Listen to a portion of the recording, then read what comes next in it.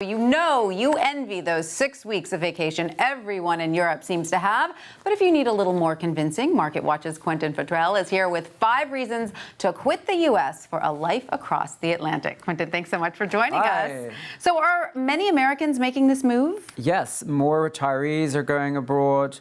The figures are staggering. People actually giving up their citizenship, believe it or not, double that 10 years ago.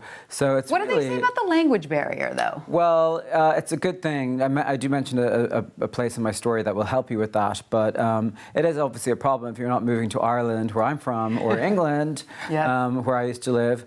But, you know, I spoke to people in Berlin, and they said that Berlin is such an international city that you don't need to learn German. You can just... I love it. I love it. You know what? French. I was in Paris last week. Probably need to learn French. Right, that's true. But I have to say, I don't need to hear anything other than the vacations. I mean, the vacation time is amazing there, and people actually take them. It's crazy. Yeah, only like half of Americans take all their vacation time. So here, it's not a requirement to have paid vacation time. Like I spoke to one person in Brussels. He has 35 days a year, including the time he's clocked up with overtime, like 30 days in France, 28 days in the UK, 22 days in Portugal, 20 days in Germany. Oh, my God. And you have beautiful places to visit on those vacations that are just a short train ride away. So right. There you go. Yes. It's just too enviable. The work-life balance, no more eating lunch at your desk.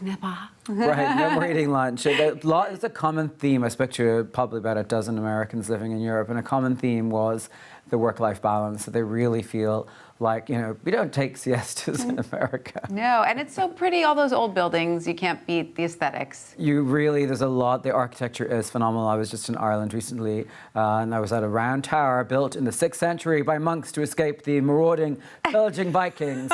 I thought, you don't get that in New York. No, you don't. You do get a lot of other things. So I'm happy to be here. That's true. No, absolutely. We are happy to be here. But let's talk for a minute about all of the free university education and the efficient national health care. Not bad. Yes. You know, Germany recently, the state of Lower Saxony was the last state to introduce free third-level education. Other countries, Norway, Finland, Sweden for residents, not for non-EU. But you know, even it's very, very cheap third-level education in Europe, especially compared to the staggering amounts in the US. Absolutely, and the healthcare too. Right. UK came out #1 in a Commonwealth Fund survey of healthcare systems, national healthcare services in Europe. And you know, Europe loves its socialized medicine. Yes.